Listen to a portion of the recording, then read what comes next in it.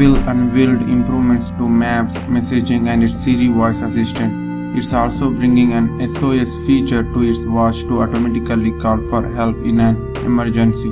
The company previewed new features for its iPhone, iPad, Apple TV, Apple Watch, and Mac software as the week-long Apple Worldwide Developers Conference opened in San Francisco on Monday.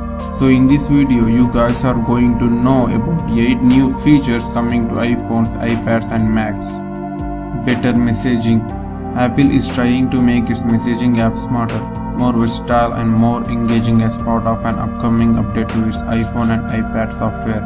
Users will be able to change the size of the bubble surrounding the text to help convey the feelings underlying the words. For instance, an expression of love might be displayed in a large bubble, while a message of condolence might be shown in a very small bubble. The updated app will also automatically suggest emojis to place alongside text using machine learning. Siri on computers. Other upgrades.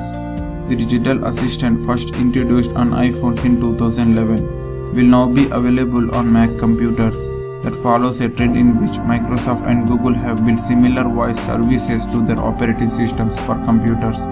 Microsoft added its digital assistant Cortana to the Windows 10 operating system released last year. Apple is also letting Siri work with applications made by other companies. The change will open up new ways for Siri to help iPhone owners get things done more quickly. Redesigned Maps. Apple has opened its once maligned Maps app to developers. The company says that will enable you to find a restaurant, book a reservation, request a car from Uber and pay for it using Apple Pay, all without leaving the Maps app. Music to your ears.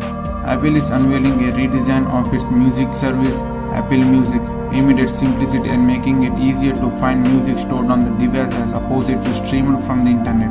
It also has lyrics now, as well as personalized, daily curated playlist and a Disco remix to help users find new music. The service now has 50 million paying subscribers, 2 million more than in April. Web payments. Apple's payment system, Apple Pay, is coming to the web. The service already lets people pay in stores without opening a separate app by holding their phone or watch near a reader.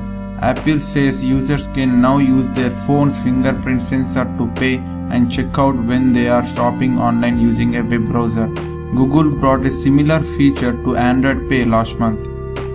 Watch.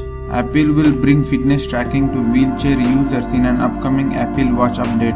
Among other things, it will prompt users to wheel themselves about, an equivalent to standing breaks. The efforts may boost the image of Apple smartwatch over standalone fitness trackers, though the target market isn't huge. The next version of Apple software for watches will also include an SOS feature that will automatically call for help in an emergencies. The Mac. Apple's new Mac system will be called as macOS Sierra.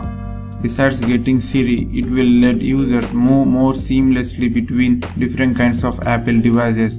It will help people move more files to the internet to free up space, and Apple Watch owners will be able to log into their Macs without a password. Learn to Code.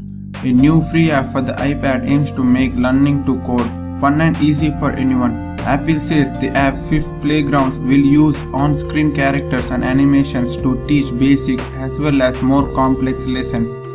The company developed a set of lessons that teach computer programming through core coding concepts.